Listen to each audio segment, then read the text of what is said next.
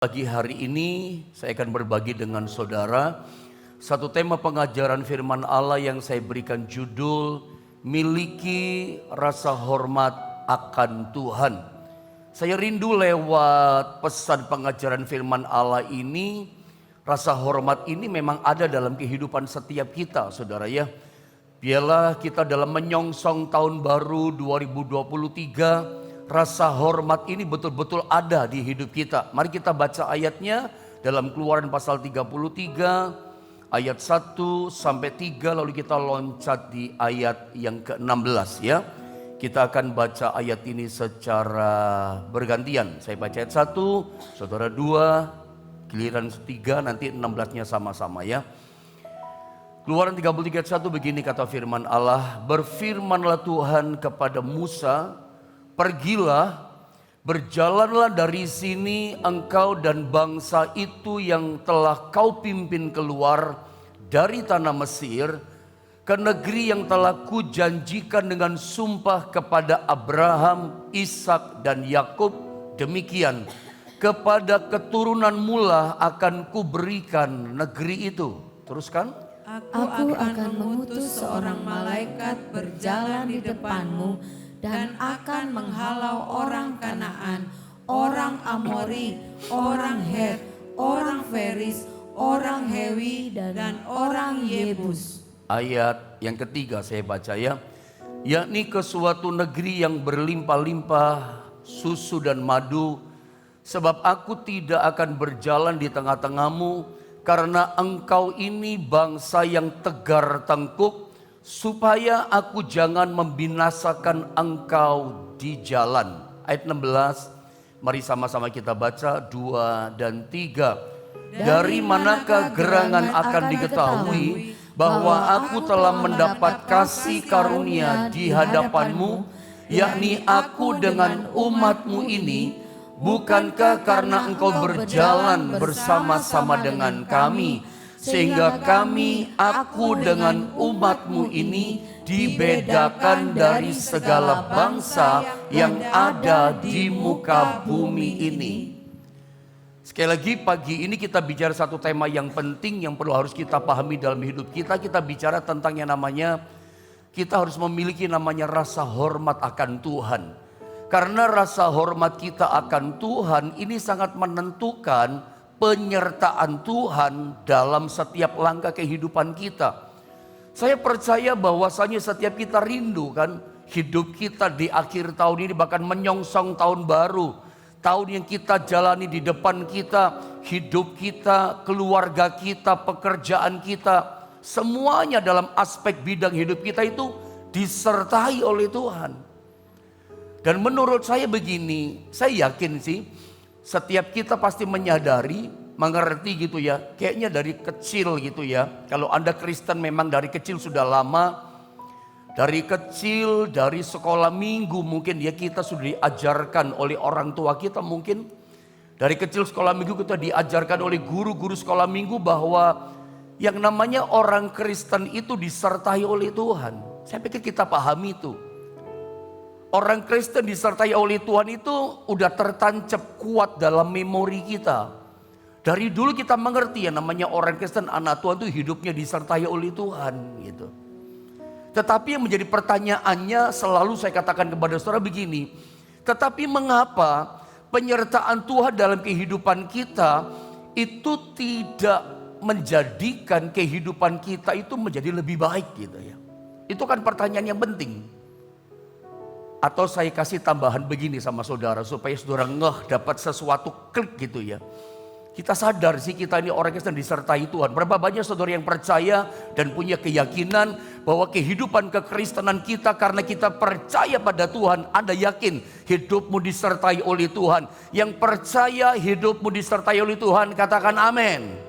Anda boleh chatting katakan amin sebagai bentuk responmu akan imanmu. Bahwa kita yakin hidup kita disertai sama Tuhan gitu loh. Kita begitu percaya hidup kita disertai Tuhan. Tetapi yang menjadi masalah pertanyaannya adalah gini. Tetapi kenapa gitu loh penyertaan Tuhan dalam kehidupan kita itu tidak berdampak membuat kehidupan kita menjadi luar biasa, menjadi lebih baik. Atau saya tambah begini, kalau saya melihat sebagai hamba Tuhan gitu ya, pendeta gitu ya, saudara jangan salah tangkap kalau saya katakan sebagai pendeta, sebagai hamba Tuhan merasa oh pendeta itu luar biasa. Enggak juga, bukan begitu maksudnya. Ini kan dalam proses mengajar begitu saudara ya. Kalau saya melihat menyedihkan begitu, menurut saya ironis gitu dalam kekristenan kita. Kita itu merasa disertai oleh Tuhan dalam hidup kekristenan kita, tetapi penyertaan Tuhan itu tidak bisa ditunjukkan, belum termanifestasikan bahwa menunjukkan hidup kita sedang disertai oleh Tuhan. Kira-kira sudah bisa nangkep gak ya?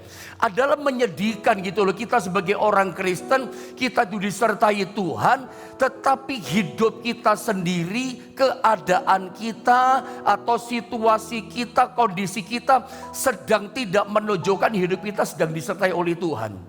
Manifestasinya itu mana gitu loh maksud saya. Ya. Demonstrasinya itu mana gitu loh, bahwa hidup kita masing-masing, hidup kita itu sedang disertai Tuhan gitu. Tanda-tandanya apa yang menunjukkan, manifestasinya itu apa? Menurut saya ini menyedihkan dalam kekristenan kita. Adalah menyedihkan melihat hidup kekristenan merasa disertai Tuhan, tapi keadaan kita, kondisi kita sedang tidak bisa menunjukkan manifestasi bahwa ini loh Tuhan sedang menyertai saya. Kita tidak bisa mendemonstrasikan, menunjukkan hidupku disertai sama Tuhan. Ini kan ironis kan. Disertai Tuhan tetapi tidak mengubah apapun kehidupan kita menjadi lebih baik. Mari kita lihat dari kisah yang barusan kita baca tadi. Dalam ayat yang kita baca, tiba-tiba Tuhan itu berkata kepada Musa, bukan tiba-tiba. Ada sebuah peristiwa yang mengawali gitu ya. Karena Israel ini umat Allah bandel gitu ya. Israel itu kalau Anda baca dalam pasal sebelumnya, pasal 32, Keluaran pasal 32, di mana bangsa Israel itu menyembah anak lembu emas. Anda ingat cerita itu kira-kira saudara ya. Jadi ketika Musa naik ke gunung Horeb, gunung Sinai 40 hari 40 malam tidak turun-turun. Maka umat Israel berpikir Musa sudah mati. Lalu Israel perintahkan sama Harun, paksa kepada Harun dalam tanda kutip, kumpulkan emas, buatin kami anak lembu emas. Selesai anak lembu emas dibuat, lalu umat Israel berkata begini, inilah Allahmu yang mengeluarkan kau dari tanah Mesir. Kok bisa-bisanya gitu loh maksud saya, bangsa Israel ini berkata satu dengan yang lain, ini loh anak lembu emas yang mengeluarkan kita dari tanah Mesir. Padahal kita tahu, kalau kita membaca dalam Alkitab, tidak ada ilah yang lain, tidak ada Allah yang lain yang berkuasa, yang menuntun mereka, yang membebaskan Israel keluar dari tanah Mesir. Itu cuman Allahnya Israel, Allah Yahweh. Tidak ada Allah yang lain. Tetapi mereka bisa berkata begini, lembu emas mereka tunjuk, ini ilah, ini Allah yang keluarkan kita dari tanah Mesir. Wah, itu bikin Tuhan ngamuk. Itu membuat Tuhan sangat marah kepada bangsa Israel. Sehingga langsung Tuhan kesel, Tuhan murka, berkata kepada Musa, Musa, mulai sekarang aku tarik kehadiranku secara langsung. Aku tidak beserta dengan kamu secara langsung. Aku gantikan dengan malaikat berjalan di depanmu. Malaikat inilah yang akan menghalau, dikatakan bangsa Het, orang Hewi, orang Yebus, dan seterusnya. Aku tarik kehadiranku, penyertaanku secara langsung. Saya coba tunjukkan sama saudara, rasa hormat yang kita miliki dalam hidup kita, itu ternyata bertalian erat dengan penyertaan Tuhan secara langsung dalam kehidupan kita. Jadi kalau Anda mau hidupmu disertai Tuhan, dan manifestasinya nyata, hidup kita makin diubahkan, hidup kita makin luar biasa. Kuasa penyertaan Tuhan termanifestasi. Orang pun bisa lihat gitu loh, penyertaan Tuhan. Orang ini disertai Tuhan, itu termanifestasi, itu terdemonstrasikan. Orang bisa rasakan, orang bisa lihat. Hari itu tiba-tiba Tuhan berkata begini, aku tarik kehadiranku secara langsung. Aku tidak mau hadir langsung menyertai kamu. Aku gantikan dengan malaikat berjalan di depanmu. Musa adalah seorang nabi yang sangat memahami dan mengerti yang namanya arti penyertaan Tuhan seperti kita. Bahwa Musa sadar dia butuh penyertaan Tuhan. Makanya karena dia sangat memahami arti penyertaan Tuhan, makanya Musa langsung berkata di ayat yang ke-16. Mari kita sama-sama membaca ya saudara di ayat 16 ya. Ayat 16 kelihatan ya, 2 dan 3. Dari manakah gerangan akan diketahui bahwa aku telah mendapat kasih karunia di hadapanmu, terus yakni aku dengan umatmu ini, bukankah karena engkau berjalan bersama-sama dengan kami sehingga aku dengan umatmu ini dikatakan apa? Dibedakan dari segala bangsa yang ada di muka bumi ini. Saya ulang sekali lagi bahwa Nabi Musa sangat memahami arti penting penyertaan Tuhan secara langsung. Musa sadar penyertaan Tuhan di ayat 16 itu yang membedakan bangsa Israel dengan semua bangsa-bangsa lain. Musa mengerti, inilah yang membedakan kami dengan semua yang ada manusia di muka bumi. Saya pun ingin tanamkan di hati saudara, di iman saudara pagi ini, bahwa penyertaan Tuhan dalam hidup kita, kehadiran Tuhan dalam hidup kita, inilah sesungguhnya membedakan hidup kita dengan semua orang yang ada di dunia ini. Ini membedakan kita dengan semua orang yang tidak percaya kepada Tuhan. Perbedaannya adalah terletak pada penyertaan Tuhan, hadirnya Tuhan dalam hidup kita. Apakah saudara setuju ketika saya berkata kepada saudara bahwa penyertaan Tuhan dalam hidup kita itu bisa dirasakan oleh orang lain, itu bisa dilihat sama orang lain, sehingga orang berkata, orang ini beda, orang ini ada Tuhan, orang ini ditolong Tuhan, orang ini dibela sama Tuhan, orang ini disertai Tuhan, orang ini lain. Ketika Tuhan menyertai kehidupan kita, itu membuat hidup kita berbeda. Ada di ayat yang lain dikatakan orang percaya kepada Tuhan dengan orang tidak percaya itu ada perbedaan. Orang yang beribadah kepada Tuhan dengan orang yang tidak beribadah, Alkitab katakan beda loh. Perbedaan ini itu bisa dirasakan orang. Anda ngalami nggak hal seperti ini? Anda begitu spesial di mata Tuhan. Anda begitu diperlakukan istimewa sama Tuhan. Itu karena apa? Karena penyertaannya langsung sama saudara. Mari saya tunjukkan satu kasus contoh di Alkitab. Walaupun pendek saja, gak usah dibaca ayatnya. Anda lihat gambar PowerPoint ini. Kehadiran Tuhan itu bisa dirasakan oleh orang lain lewat contoh kehidupannya Yusuf ketika dia berada di rumahnya Potifar. Siapa sih Potifar? Potifar ini bangsa kafir, penyembah berhala. Potifar ini adalah orang yang sesungguhnya gak percaya kepada Tuhan Allahnya Israel. Tetapi menarik, Potifar ini kan beli si Yusuf, orang yang satu ini kan di pasar budak. Begitu diambil, dibayar, dibeli di pasar budak, dibawa ke rumahnya. Saya yakin bahwa ketika Yusuf berada di rumahnya Potifar, Potifar tidak langsung mempercayakan pekerjaan yang kesulitannya tinggi. Potifar maksud saya tidak memberikan kedudukan jabatan yang tinggi dalam hal pekerjaan kepada Yusuf. Saya yakin yang diambil dari pasar budak begitu di rumahnya, Yusuf dikasih pekerjaan dalam strata yang paling rendah dulu. Lalu kemudian naik sampai dipercayakan di rumah Potifar sampai segala bidang usaha.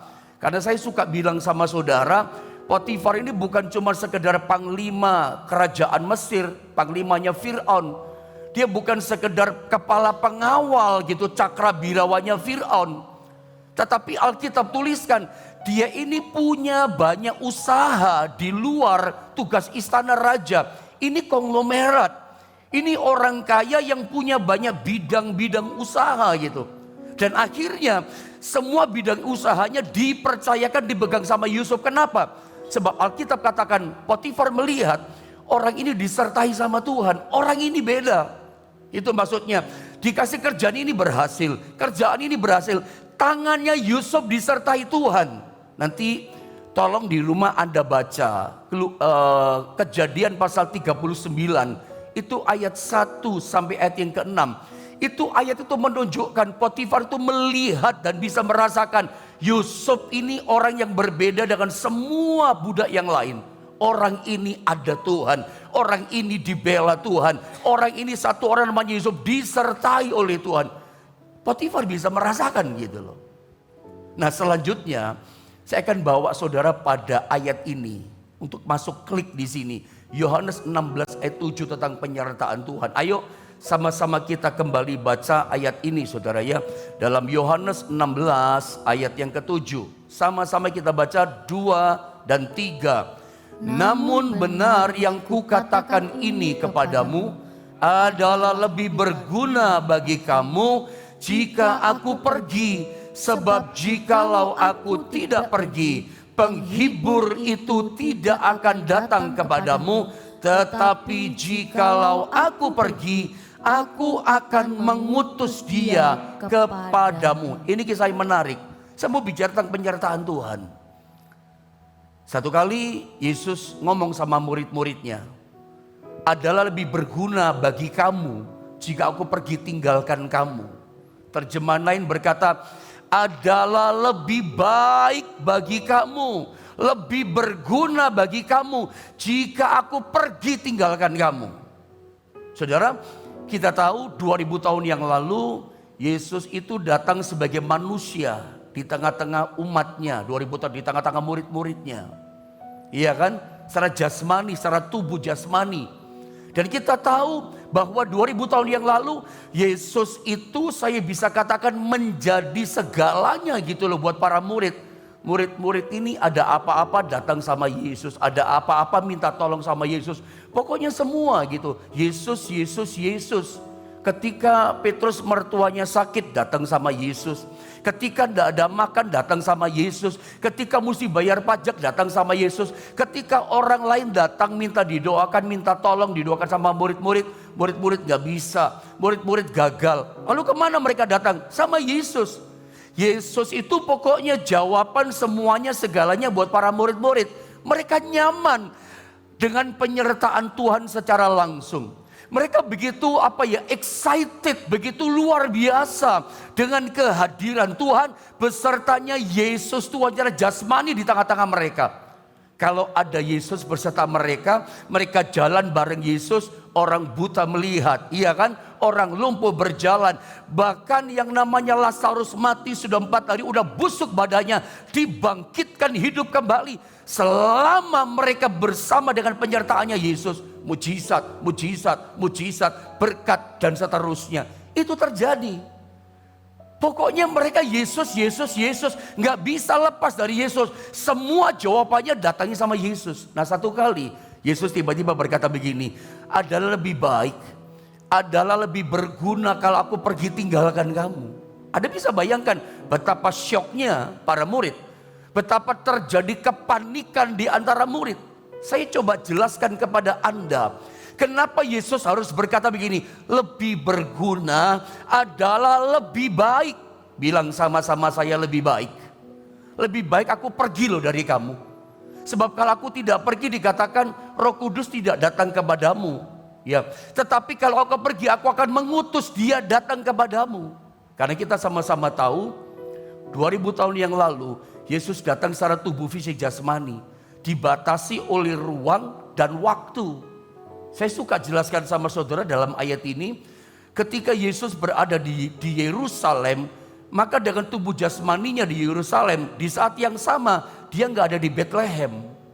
Saat dia berada di Bethlehem, di saat yang sama dia tidak bisa berada di Betania. Kenapa? Dibatasi tubuh jasmani oleh ruang dan waktu.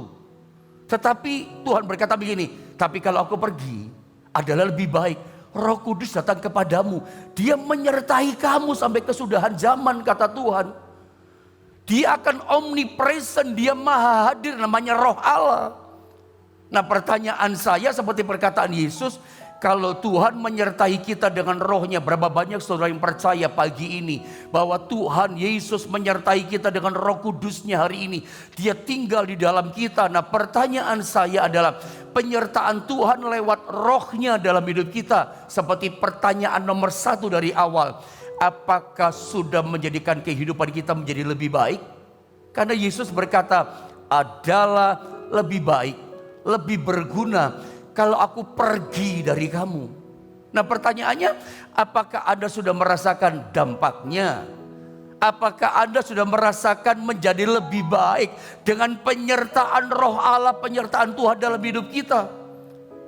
Apakah orang bisa merasakan kehadiran Tuhan dalam hidupmu? Apakah orang bisa merasakan perbedaannya ada Tuhan dalam hidup kita, termasuk kita pribadi? Saya katakan tadi adalah menyedihkan. Kita merasa berkata Tuhan sertai saya, tetapi kehidupan kita, kondisi kita sedang tidak menunjukkan Tuhan beserta dengan kita. Sebab ayat ini berkata kepada kita, jika Tuhan ada hadir berserta dengan kita, Alkitab katakan hidup kita menjadi lebih baik. Yesus berkata kok adalah lebih berguna gitu loh. Adalah lebih baik kalau aku pergi daripada kamu, karena rohku yang menyertai kamu. Itu yang terjadi. Nah, saya coba tunjukkan sama saudara, saya mau sambung lanjut. Kenapa sih kita tidak menjadi lebih baik? Kenapa rasanya kita tidak mengalami perbedaan? Tuhan beserta kita kok. Percayalah, Yesus lewat Roh Kudus yang tinggal dalam hidup saya. Tuhan Yesus yang sama yang tinggal juga dalam hidup saudara. Kuasanya sama, powerfulnya sama. Tapi saya suka pakai gambaran. Sering saya berkata pada Anda untuk gambarkan pengajaran ini. Kita seringkali iri hati ya. Iri hati mungkin secara rohani dalam tanda kutip. Kita berkata begini, Yesus yang dalam diri orang itu kok sakti luar biasa ya. Tuhan Yesus yang menyertai si Bapak ini kok hebat ya kuasanya. Sakti mandraguna ya, punya masalah ditolong. Dia kok diberkati luar biasa. Dia jalannya buntu dikasih jalan keluar. Kita melihat si Bapak ini dibela Tuhan luar biasa. Lalu kita merasa Yesus Tuhan yang tinggal dalam diri kita sepertinya kurang sakti. Sepertinya kekuatannya kurang powerful. Apa sebabnya? Padahal yang menyertai Bapa Allah itu sama yang dengan yang menyertai kita. Di mana bedanya? Kok di sana Yesusnya lebih hebat, dalam diri kita kok tidak hebat? Anda pernah tidak merasakan gambaran seperti ini? Sampai timbul rasa pertanyaan, kok Yesus dalam hidupku kok kayak gini ya? Kok dalam dia kok luar biasa ini? Ada apa coba? Kok tidak menjadikan lebih baik penyertaan Tuhan dalam kehidupan kita? Nah, saya tunjukkan dari ayat ini. Lihat Markus pasal 6 ayat 4 sampai 6. Saya baca ayat ini saudara ya buat setiap kita ya. Tolong perhatikan baik-baik ayat firman Allah ini. Saya baca. Markus 6 4 sampai 6. Maka Yesus berkata kepada mereka, seorang nabi dihormati di mana-mana kecuali di tempat asalnya sendiri, di antara kaum keluarganya dan di rumahnya. Ia ini Yesus tidak dapat mengadakan satu mujizat pun di sana di Nazaret, di tempat dia tinggal, di mana dia berada, kecuali menyembuhkan beberapa orang sakit dengan meletakkan tangannya atas mereka. Mari sama-sama kita membaca di ayat yang ke-6. Saudara, ayat 6 kita sama-sama baca 2 dan 3. Ia merasa heran atas ketidakpercayaan mereka. Saudara, dalam ayat ini kita dapatkan sesuatu. Yesus itu dikatakan tidak dapat mengadakan satu mujizat pun di sana. Di sana itu di mana? Di Nazaret. Padahal di tempat yang lain mujizatnya begitu limpah. Sampai orang mati dibangkitkan, lumpuh jalan, buta melihat. 15.000 orang, 5.000 laki-laki belum perempuan anak-anak. Itu dikasih makan hanya dengan roti dan ikan dengan begitu limpah. Saudara ya, mujizat spektakuler itu. Di lain tempat luar biasa. Tapi di tempat tinggalnya sendiri yang harusnya lebih limpah mujizat. Justru Tuhan tidak dapat bikin mujizat. Sebetulnya bukan pada Yesusnya kehilangan kuasa kesaktian saya katakan. Tapi letaknya di mana? Di ayat yang keempat dikatakan Yesus itu seperti apa ya? Ini curhat gitu ya. Tidak banyak ayat-ayat di Alkitab itu curhatan hati Tuhan. Ini salah satu curhatnya. Tuhan berkata, seorang nabi dihormati di mana-mana. Yesus dihormati di Betania, dihormati di Galilea, dan seterusnya lah. Di Yerusalem dihormati. Cuman dia berkata ini, seorang nabi dihormati di mana-mana, kecuali di tempat asalnya sendiri, Nazaret. Di antara kaum keluarganya dan di rumahnya. Ini seperti keluhan, ya, bahkan curhatan Yesus. Di Nazaret itu ternyata orang-orang gak menghormati dia. Mereka memandang, menilai Yesus yang sebatas sebagai anak tukang kayu. Dia kecilnya kan bersama kita, mainnya bersama kita. Ini kan orang miskin, bapaknya, ibunya orang miskin, gak punya apa-apa. Jadi ternyata kenapa mujizat tidak terjadi di Nazaret? Orang di Nazaret tidak memiliki yang namanya rasa hormat akan Tuhan. Ini kita kembali kepada tema kita. Yesus ada di Nazaret, hadir langsung beserta mereka. Di tempat lain di Kapernaum banyak mujizat. Ya, di Betania orang yang mati dibangkitkan namanya Lazarus. Mujizat yang spektakuler gitu loh. Mujizat yang hebat. Di mana penyertaan Tuhan, di mana hadir, ada perubahan terjadi. Tapi di Nazaret Yesus beserta mereka. Yesus ada di tengah-tengah mereka. Tidak ada satu mujizat pun dinyatakan. Apa persoalannya? Mereka tidak memiliki rasa hormat akan Tuhan.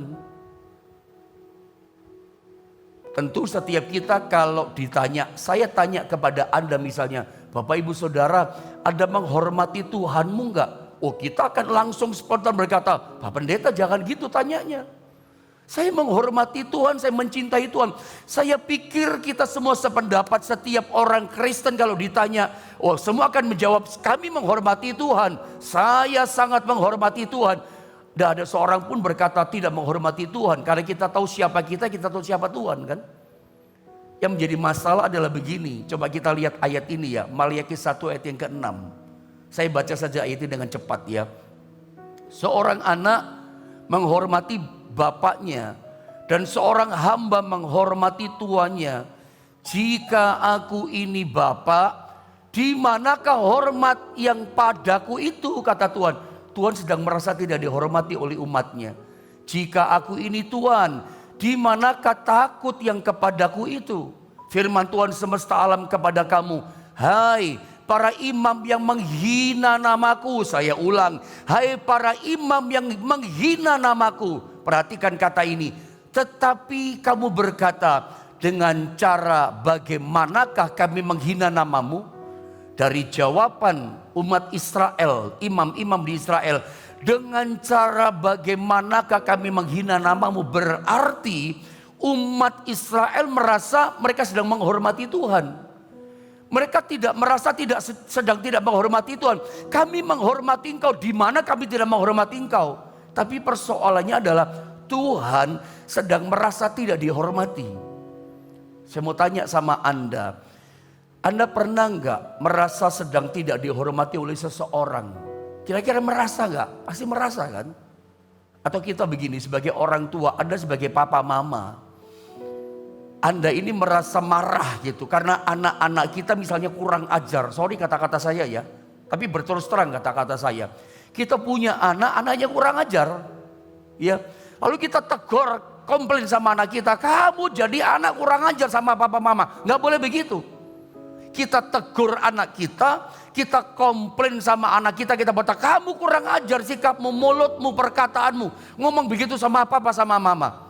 Kita berkata gitu karena kita merasa, ya, kita tegur karena kita merasa anak kita kurang ajar, gak hormat. Kita merasa, tapi anak kita berkata begini, enggak tuh, kapan aku merasa gak hormat sama papa mama. Aku maksud tuh ngomong gak begitu. Anak merasa menghormati orang tua, tapi kitanya merasa sedang tidak dihormati oleh anak kita.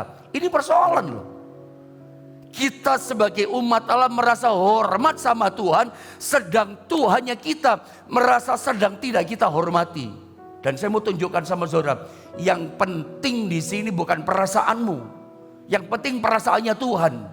Saya ulang sekali lagi, yang dipentingkan di sini bukan perasaan kita. Oh, saya merasa hormat. Yang dipentingkan perasaannya Tuhan. Tuhan merasa sedang tidak dihormati sama kita. Seperti gambaran kalau orang tua berkata, kamu kurang ajar loh. Orang tua, mulutmu ngomongnya. Tapi anak berkata, enggak tuh maksudnya bukan begitu. Tapi orang tua menegur itu berarti merasa. Sama dengan Tuhan. Yang penting di sini bukan perasaanmu, perasaanku, perasaan Tuhan bagaimana. Yang penting itu sebab rasa hormat kita menentukan kehadirannya. Rasa hormat kita akan Tuhan menentukan penyertaannya. Dan penyertaannya menjadikan hidup kita lebih baik. Penyertaannya membuat kita demonstrasi kuasanya luar biasa. Keajaiban, mujizatnya dinyatakan. Karena penyertaannya. Musa menyadari itu, jangan tinggalkan kami. Lebih baik kami di padang gurun. Sebab kalau ada Tuhan, gunung batu keluar air masalahnya. Mereka ada kerja dari langit, turun makanan dari sorga. Itu tanda bukti dia hadir. Kalau dia hadir menyertai saudara, itu luar biasa. Saya yakin 2023 kalau Tuhan sertai langkah kita, wah, kita bukan cuma bisa melewati tahun depan. Tahun depan hidupmu akan disertai dengan kebaikan-kebaikan Tuhan yang luar biasa. Kuncinya di rasa hormat. Bagaimana? Saya coba tunjukkan saya terakhir ya. Tentang rasa hormat itu seperti apa sih? Coba kita lihat lah. Di dalam Ayub pasal 22 ayat 21, saya minta multimedia, saya tadi kelupaan menyediakan kalimat ayatnya. Saya minta bantuan multimedia menyediakan ayat ini ya. Sabar sedikit saudara ya. Ayub 22 di ayat 21. Mari saya baca dengan cepat. Terima kasih. Saya baca. Berlakulah ramah terhadap dia, terhadap Tuhan. Ini Ayub yang ngomong. Berlakulah ramah terhadap dia, terhadap Tuhan. Supaya engkau tentram. Sehingga tahun 2023 tahun ketentraman buat kita. Orang lain wah ribut, kita tentram. Kita tetap tenang. Kenapa? Kita tahu Tuhan menyertai kita. Walaupun kita ngerti prediksinya begini, ada kesukaran, kesulitan. Tapi kita tetap tenang dan tentram. Kenapa? Kita yakin dia beserta dengan kita. Dengan demikian engkau memperoleh keuntungan. Kita banyak menerima kebaikan-kebaikan, keuntungan di tahun depan 2023.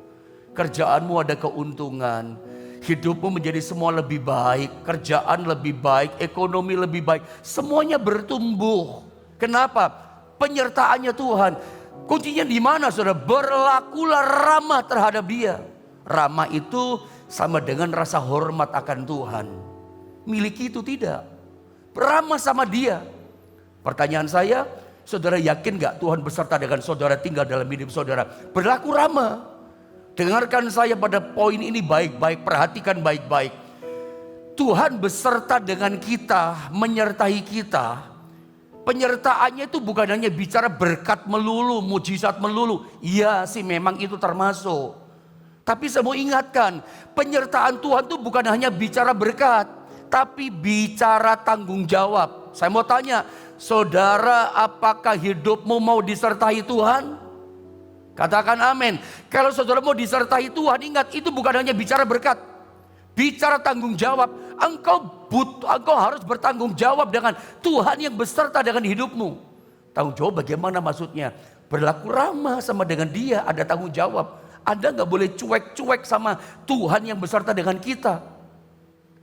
Ya, kalau Anda jalan bareng, misalnya saya ajak saudara, siapalah Pak Joni kah misalnya, saya ajak saudara dari Jombang jalan sama saya ke Surabaya.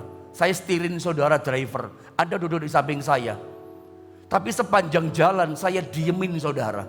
Bagaimana perasaanmu? Anda pasti berkata ini, Pak Pendeta ini kok gak ramah ya. Pak Pendeta ini kok sombong banget ya. Dari Jombang sampai Surabaya kok gak ngobrol dan ngomong apa-apa ya. Mungkin gak seneng sama saya ya. Gak berlaku ramah. Akibatnya Anda berkata gini, saya gak seneng jalan sama Pak Pendeta. Ada tanggung jawab loh kalau beserta. Kalau seorang misalnya ngundang saya pelayan di luar kota.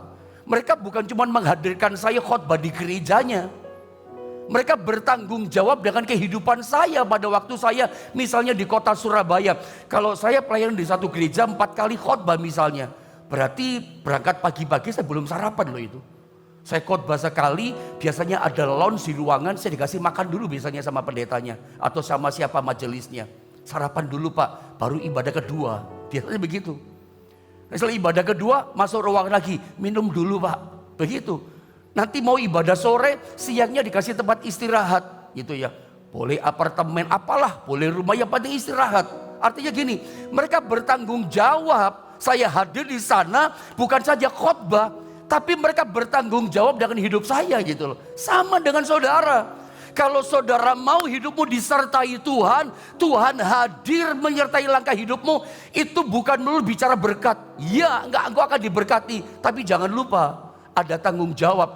Engkau harus berlaku ramah dengan Tuhan dalam hidup kita. Sapa dia. Seperti saya pada kasih contoh ya, buku Benny Hinn tentang selamat pagi Roh Kudus. Kalau Anda lihat ini, selamat pagi Roh Kudus, Benny Hinn mengajari banyak kita. Setiap dia bangun pagi dia berkata, selamat pagi Roh Kudus, selamat pagi Bapa. Itu Benny Hinn ajar kita begitu. Itu contoh berlaku ramah. Kalau Anda mau berangkat kerja, Tuhan terima kasih ya buat pagi ini, sertai ya pekerjaanku. Sedikit-sedikit ngobrol, berlaku ramah sama Tuhan. Yakin gak Tuhan dalam dirimu? Saya coba ingin menginspirasi saudara. Berjalanlah akhir tahun ini sampai tahun depan, yakin ada Tuhan yang menyertai kita. Ajak dia ngobrol, bersikap ramah sama dia. Kalau Anda gak ramah, dia hadir menyertai tapi dia gak bikin apa-apa sama saudara. Saya yakin kalau Anda berlaku ramah sama Tuhan, penyertaannya akan sempurna sama saudara. Ingat, penyertaan Tuhan itu berdampak. Lihat Yusuf, disertai Tuhan. Apa saja dikerjakannya, sukses. Apa saja dikerjakannya, berhasil. Mungkin ada kesulitan, ada jalan keluar. Kenapa? Tuhan yang beserta kita, yang berperang untuk kita. Tuhan yang beserta kita, yang belain hidup kita. Mau dibela sama Tuhan, biar Tuhan beserta dengan kita. Saya berdoa tahun depan, tahun penyertaan Tuhan atas saudara. Ada pembelaan Tuhan hadir sama kita. Tapi jangan lupa, miliki rasa ramah, rasa hormat akan Tuhan. Biar tertanam pagi ini sebelum kita mengakhiri tahun ini. Kita berkata, Tuhan, aku mau belajar lebih lagi menghormati Engkau. Menghormati kehadiranmu, hadiratmu dalam hidupku. Kalau udah memiliki rasa hormat, Anda akan seperti Kapernaum. Ada seperti tempat-tempat yang lain di mana Yesus hadir, mujizatnya limpah dinyatakan. Mari kita akan sama-sama berdoa saudara ya.